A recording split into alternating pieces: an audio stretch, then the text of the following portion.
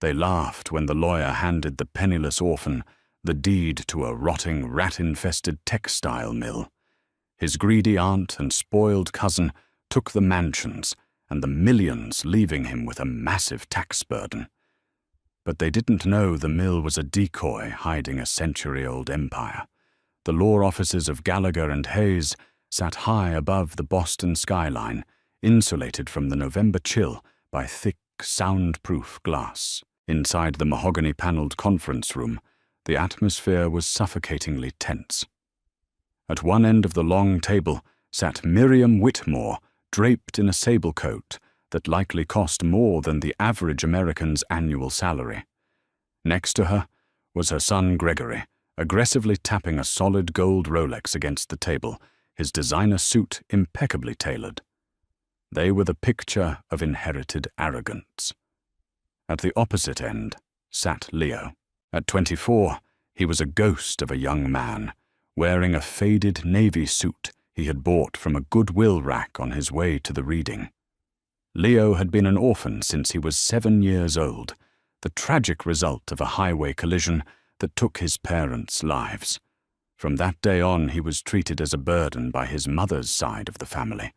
Aunt Miriam had shipped him off to the cheapest boarding schools she could find, effectively erasing him from the family portrait. The only person who had ever shown Leo a fraction of humanity was his grandfather, Elias Hargrove. Elias was a ruthless, eccentric industrial magnate who had built an empire in Massachusetts textiles and commercial real estate. When Elias fell ill with terminal lung cancer, Miriam and Gregory had hired nurses and kept their distance, disgusted by the smell of sickness. It was Leo who had moved into the drafty Beacon Hill estate to change his grandfather's bedpans, administer his morphine, and listen to the old man's raspy, rambling stories of the Industrial Revolution. Now Elias was dead, and the vultures were circling. William Hayes, a silver-haired attorney with a voice like dry parchment, adjusted his spectacles and broke the silence. "We are here to execute the final will and testament of Elias Jonathan Hargrove, as per Mr. Hargrove's strict instructions. The division of assets is absolute and non-negotiable." Miriam leaned forward, her eyes glittering with unvarnished greed. "Get on with it, William. The suspense is giving me a migraine." Hayes cleared his throat. "To my daughter Miriam Whitmore, I leave the sum of $14 million in liquid assets, as well as the Beacon Hill estate and its contents." Miriam exhaled a sharp breath of triumph, smirking at Leo. "To my grandson, Gregory Whitmore." Hayes continued, "I leave the entirety of the Hargrove commercial real estate portfolio in Cambridge, along with the controlling shares of Hargrove Holdings, LLC. Gregory pumped a fist under the table. I knew the old man recognized business sense when he saw it. Hayes flipped to the final page of the thick document. He paused, looking over his spectacles at Leo with an expression that bordered on profound pity. Leo braced himself. He expected nothing. A few $1,000s to pay off his mounting student debt would have been a miracle. And to my grandson Leo, who stayed by my side when the rest fled, Hayes read his voice, faltering slightly, I leave the deed to the original Hargrove textile mill in Lowell, Massachusetts. The room fell dead silent. Then Gregory burst into a sharp, braying laugh. Miriam covered her mouth, her shoulders shaking with amusement. The Lowell mill. Miriam gasped, wiping a tear of laughter from her eye. That dilapidated monstrosity on the Merrimack River. It's been abandoned since 1988. I'm afraid it is more complicated than that, Hayes said, his tone grim. He slid a thick manila folder across the table toward Leo. Mr. Hargrove insisted that the property be transferred to you directly. However, Leo, you must understand what you are accepting. The city of Lowell has condemned the structure. It carries $250,000 in unpaid property taxes, and there is a pending environmental lien for asbestos and lead paint removal. Leo stared at the deed. It wasn't a gift. It was a financial death sentence. "If I sign this," Leo said quietly, his voice raspy from exhaustion, "I take on the debt." "Correct." Hayes nodded sympathetically. "If you refuse the inheritance, the property defaults to the state and the debt is wiped clean. I strongly advise you to refuse it, Leo. Your grandfather was not of sound mind in his final days. This is a liability that will bankrupt you before your life has even begun." "Bankrupt him?" Gregory sneered. "He's already bankrupt. The old man gave him a pile of bricks to match his net worth. It's poetic, really." Miriam leaned across the table, her perfume sickly sweet. "Refuse it, Leo. Run back to whatever miserable apartment you crawled out of. Elias finally realized you were a charity case, and he threw you in the trash where you belong." Leo looked down at the faded, yellowing deed. He remembered the night Elias had died. The old man's grip had been surprisingly terrifying in its strength. Elias had pulled Leo close, his breath rattling in his chest, and whispered a final desperate command. "They only see the crown, Leo. But the true weight is in the foundation. Do not let them take the mill. Promise me." Leo had promised. He reached out, took the heavy Mont Blanc pen from the lawyer's desk, and signed his name on the dotted line. "You're a fool," Hayes whispered, pulling the paperwork back. "He's an idiot." Gregory laughed, standing up and buttoning his designer jacket.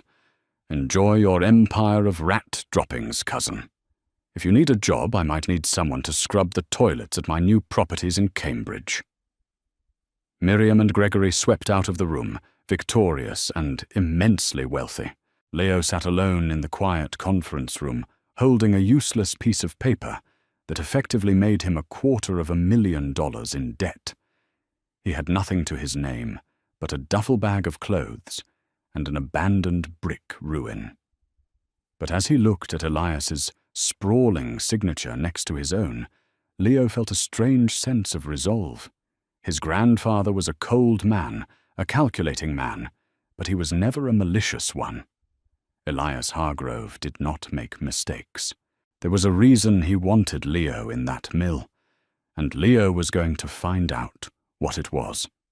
The drive to Lowell took an hour, the grey November sky pressing down like a heavy woolen blanket over the Massachusetts landscape. When Leo finally parked his rusted sedan along the banks of the Merrimack River, the reality of his inheritance struck him like a physical blow. The Hargrove textile mill was a colossal, terrifying structure. 5 stories of blackened, soot-stained brick stretched across 2 city blocks, flanked by a towering smokestack that looked ready to crumble into the churning river below. Every single window was shattered, giving the building the appearance of a skull with 1,000 empty eyes. The chain-link fence surrounding the perimeter was choked with dead ivy and topped with rusted barbed wire. A faded metal sign hung diagonally on the front gate. Hargrove Textiles. Condemned. No trespassing. Leo cut the padlock with a pair of bolt cutters he'd bought with his last $50. The heavy iron gates screamed on their hinges as he pushed them open. Stepping inside the main factory floor was like stepping into a post-apocalyptic cathedral. The ceiling was 30 feet high, supported by massive cast-iron pillars. The floor was warped, oil-soaked hardwood, littered with fallen bricks, broken glass, and the rusted skeletal remains of industrial looms. The air was thick with the smell of mildew-stagnant water and century-old machine grease. "What were you thinking, old man?" Leo muttered, his voice echoing endlessly through the cavernous space. With nowhere else to live, Leo set up camp in what used to be the overseer's office on the ground floor. It was a glass-enclosed room, elevated slightly above the factory floor. He swept out the dead leaves and rat droppings, laid down a cheap camping mattress, and set up a battery-powered lantern. For 3 days he survived on cold canned soup and stale bread, spending his daylight hours exploring the massive complex, searching for whatever his grandfather wanted him to find. By the fourth day, the hopelessness began to set in. The city had already sent a notice to the property: pay $50,000 of the back taxes within 30 days, or the property would be seized and demolished. Leo had $114 in his checking account. The cold was seeping into his bones, and the isolation was driving him mad. On the fifth morning, the roar of a high-performance engine shattered the silence of the abandoned lot. Leo walked out to the loading docks to see a sleek, silver Porsche Panamera parked next to his beat-up sedan. Gregory stepped out, wearing a tailored cashmere overcoat and a smug grin. He was holding a sleek leather briefcase. "Nice place you've got here, Leo," Gregory shouted over the wind. "Very rustic. I love the imminent structural collapse motif." "What do you want?" "Gregory," Leo asked, crossing his arms to hide his shivering. "I'm here to do you a favor." "Cousin," Gregory said, picking his way carefully through the debris so as not to scuff his Italian leather shoes. "I had my accountants look at your situation. You're drowning. The city is going to seize this dump in less than a month, and they're going to garnish your wages for the rest of your miserable life to pay for the demolition." "I'm handling it," Leo lied through his teeth. "Sure you are," Gregory scoffed. He popped open his briefcase and pulled out a legal document. "Mother and I feel bad for you. We really do. You're pathetic. So I've decided to buy this property from you. I'll give you $20,000 cash right now, and I'll assume the tax debt. I'm going to bulldoze this eyesore and sell the land to a developer who wants to build luxury riverside condos. Sign the paper, take the 20 grand, and go start a new life somewhere far away from us." Leo looked at his cousin. Gregory wasn't here out of the goodness of his heart. Gregory was a shark. If he was offering to take on a $250,000 debt for this land, he knew he could flip it for millions. But more than that, Leo remembered Elias's final words: "Do not let them take the mill." "The property isn't for sale," Leo said flatly. Gregory's smile vanished, replaced by a flash of genuine anger. "Don't be an idiot, Leo. You're living in a freezing ruin. Do you know what the old man was doing before he died? My lawyers found out. He liquidated over $40 million in untraceable bearer bonds and gold certificates over the last 5 years. He was losing his mind, hoarding it like a paranoid lunatic. We haven't found the money yet. But we will. You got the garbage. Take the 20 grand before I rescind the offer." Leo's heart skipped a beat. $40 million liquidated. "Get off my property, Gregory," Leo said, his voice hard as steel. "Fine," Gregory spat, tossing the unsigned contract into a puddle of dirty water. "Freeze to death. When the city takes it from you next month, I'll buy it at auction for pennies on the dollar anyway." Gregory stormed back to his Porsche and sped off, spraying gravel in his wake. Leo stood in the freezing wind, his mind racing. $40 million. Missing. Liquidated by a paranoid industrialist who told him on his deathbed to check the foundation. Leo sprinted back into the mill. He went straight to the overseer's office and began tearing it apart. He ripped up the rotting floorboards, smashed the old wooden filing cabinets, and tore the plaster off the walls. Nothing. Breathing heavily, he collapsed into the rusted chair. He looked out the shattered glass of the office window, staring out over the massive factory floor. They only see the crown. The true weight is in the foundation. Look beneath the loom. Leo grabbed his flashlight and a heavy iron crowbar. He walked out onto the main factory floor, his boots echoing loudly. There were dozens of rusting looms bolted to the floor, but one in the exact center of the room was different. It was a gargantuan cast-iron machine, easily weighing 3 tons. It was the only machine in the building that was not completely covered in rust. Its base was coated in a thick black industrial grease that seemed to have preserved the metal. Leo walked around the massive loom. It was bolted to the floor with 6 heavy hexagonal bolts. He dropped to his knees and used the crowbar to scrape away the thick layers of grease and grime around the base of the machine. Underneath decades of dirt, the wooden floorboards did not run seamlessly under the machine. There was a seam, a perfect 4x4-foot square cut into the floor beneath the loom. It was a trap door, but the massive loom was sitting directly on top of it, securing it in place.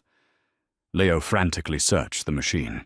He realized the loom was mounted on a set of heavy iron tracks, rusted but intact.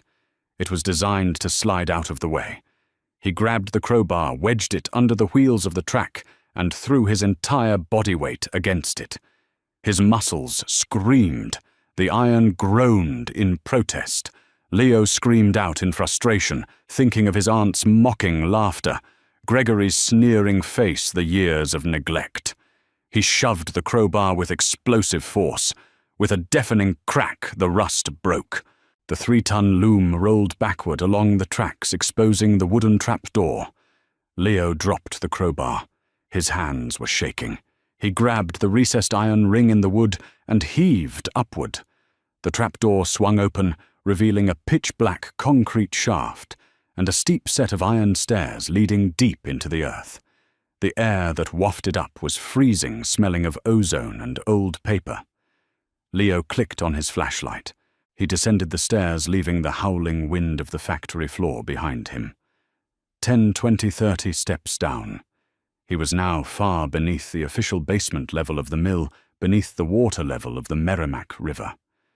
At the bottom of the stairs, the beam of his flashlight hit a wall of solid, reinforced steel.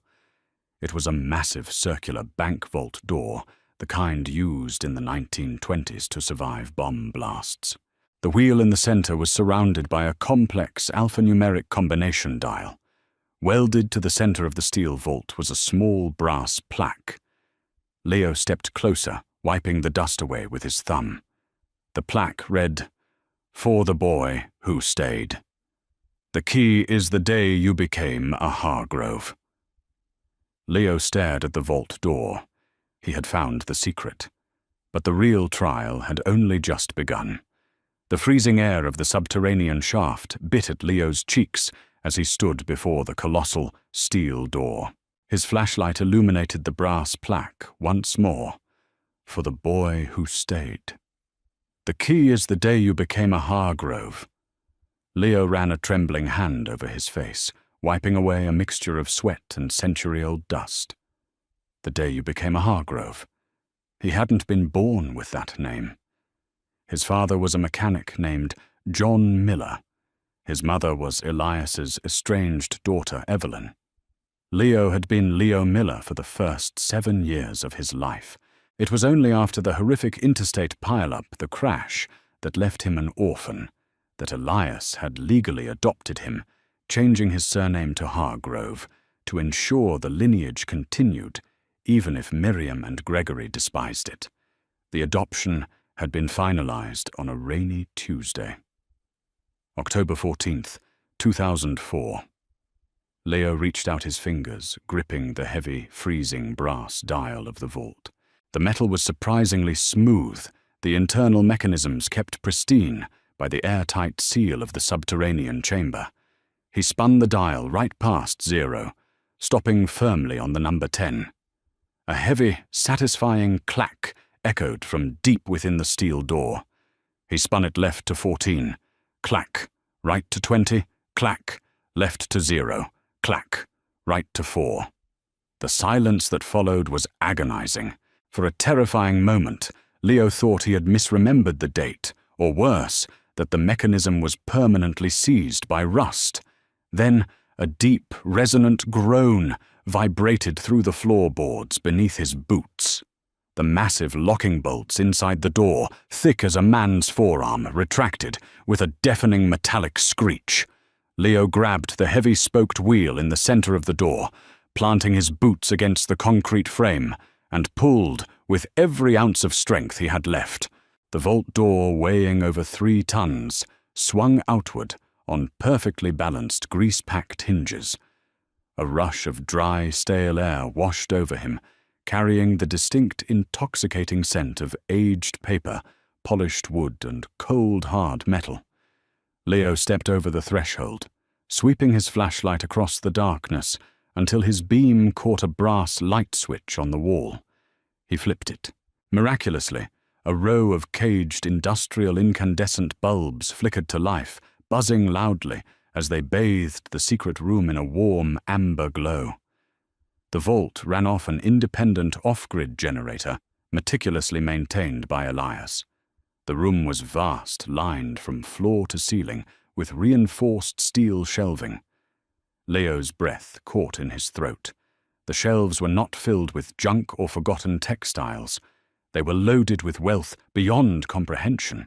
On the left wall sat row upon row of heavy canvas bags, stamped with the insignia of the Federal Reserve Bank of New York. Leo approached the nearest one, untying the thick hemp rope that bound it. Inside lay perfectly stacked, shimmering gold bullion kilogram bars of pure, unadulterated wealth, their surfaces catching the overhead light with a mesmerizing gleam. There were hundreds of them. On the right wall, stacked with obsessive neatness, were rows of waterproof, fireproof lockboxes. Leo popped the latch on one. It was overflowing with pristine, sequential bundles of high-denomination currency, but more importantly, it held stacks of vintage bearer bonds. He recognized the heavy ornate watermarks of J.P. Morgan and Company and UBS Financial Services. Because they were bearer bonds, they belonged entirely to whoever physically held them. They were untraceable, completely liquid, and worth tens of millions of dollars. Elias hadn't just hidden his wealth, he had fortified it, but it was the center of the room that drew Leo's ultimate attention. Sitting on a beautifully preserved mahogany desk was a single leather-bound ledger, accompanied by a heavy crystal decanter of scotch and a single glass. Beside the ledger sat a thick, sealed envelope with Leo's name written in Elias's jagged, unmistakable scrawl. Leo sat in the leather chair, his hands shaking, as he broke the wax seal on the envelope. He unfolded the crisp parchment paper. Leo, the letter began.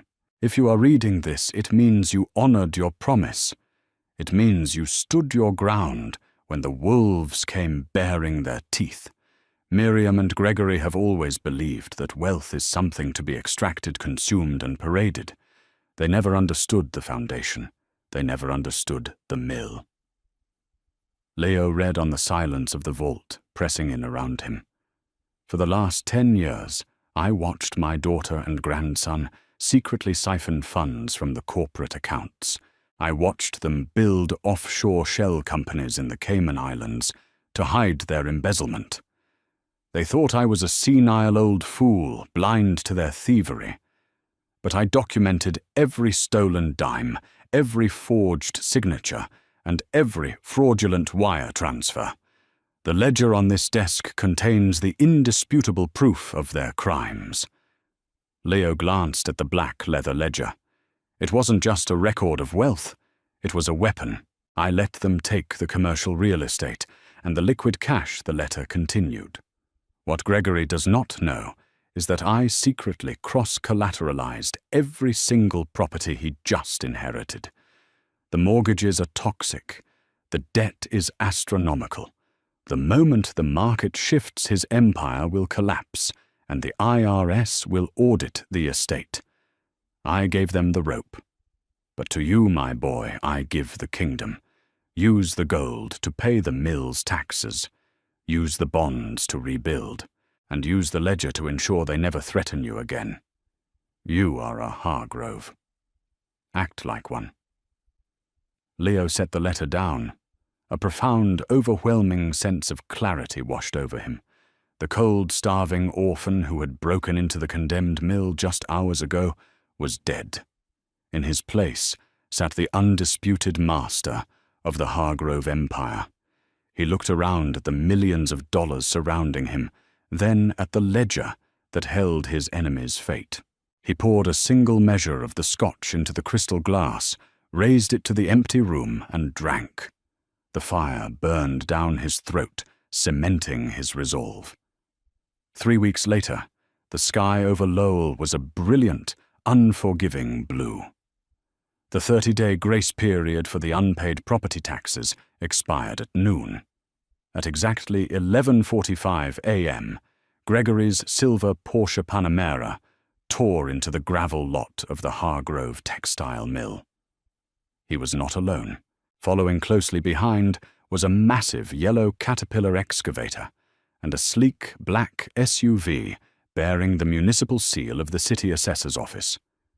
Gregory stepped out of his car wearing a triumphant, predatory smirk.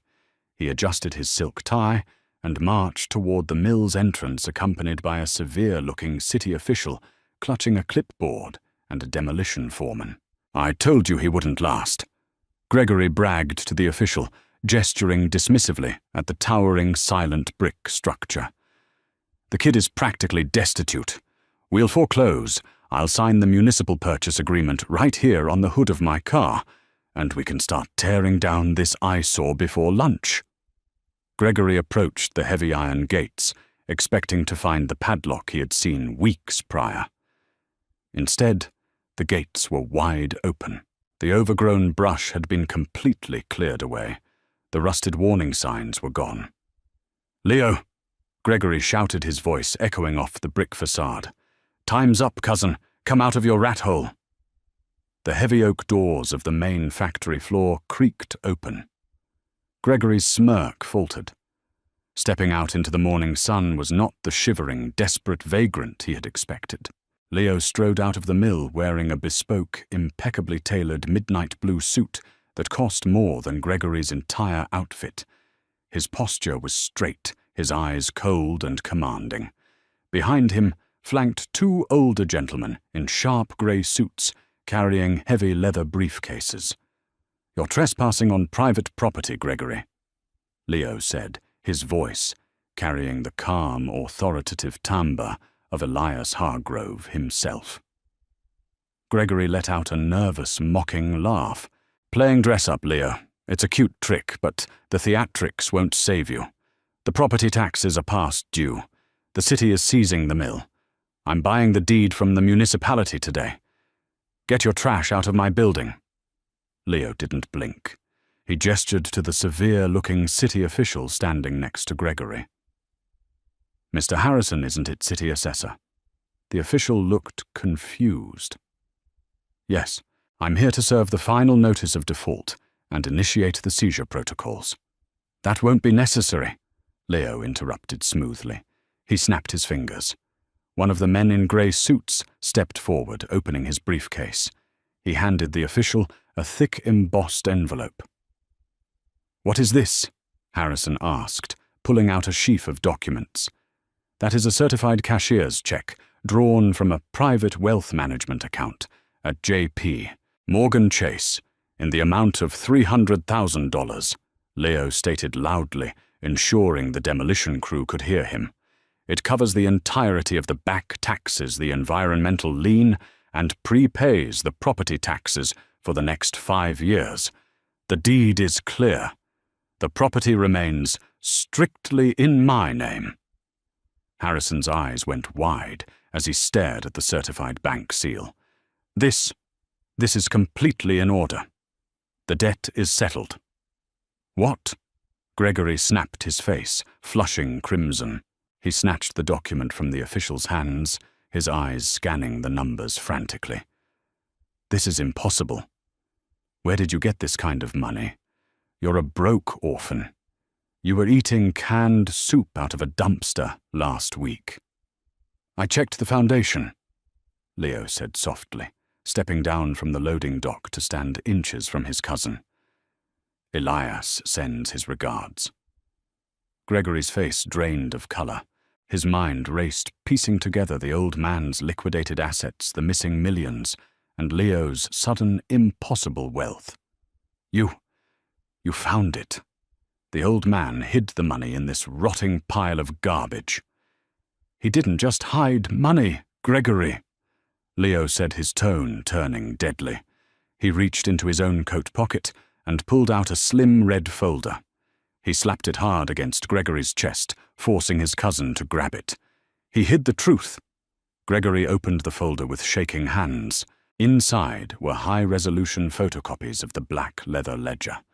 There were printouts of wire transfers from Wachovia Bank to shell companies in the Caymans. There were forged signatures, altered balance sheets, and dates matching exact withdrawals from the Hargrove corporate accounts. That is a 10-year record of felony embezzlement, wire fraud, and tax evasion orchestrated by you and your mother, Leo said, his voice loud enough to carry.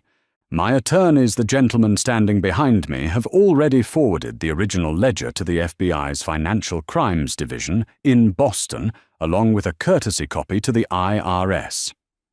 Gregory stumbled backward, dropping the folder. The papers scattered across the gravel. Leo, wait. Wait, we can make a deal. We're family. You lost the right to use that word a long time ago, Leo replied coldly. By the way, you might want to check the fine print on the commercial real estate Elias left you. The properties are cross-collateralized with toxic balloon mortgages that come due at the end of the month. You don't have an empire, Gregory. You have an anchor, and you are going to drown. Gregory opened his mouth to speak, but no words came out. The sheer magnitude of his ruin crushed the breath from his lungs. He looked at the city official who was already stepping away from him, realizing he was standing next to a federally investigated felon. Gregory turned, practically sprinting back to his Porsche, peeling out of the lot in a desperate, panicked retreat. Leo watched the car disappear down the road. He felt the heavy, burdensome ghost of Elias Hargrove finally lift from his shoulders. 6 months later, the Hargrove textile mill was unrecognizable. The soot-stained bricks had been pressure-washed and restored to a vibrant, historic crimson. The shattered windows were replaced with massive, energy-efficient glass panels that reflected the waters of the Merrimack River. Using the liquidated bearer bonds and the gold, Leo had transformed the cavernous factory into a state-of-the-art technological incubator and community development center, providing grants and office space for local startups. He had saved the foundation. He had honored the legacy.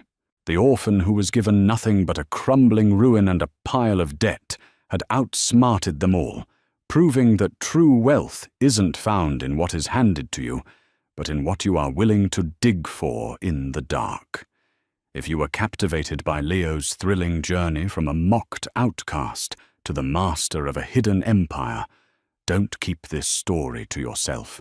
Hit that like button to support more incredible tales of vengeance and triumph. Share this video with anyone who loves a brilliant plot twist and a satisfying underdog victory. Finally, make sure to subscribe and ring the notification bell so you never miss out on our next thrilling adventure.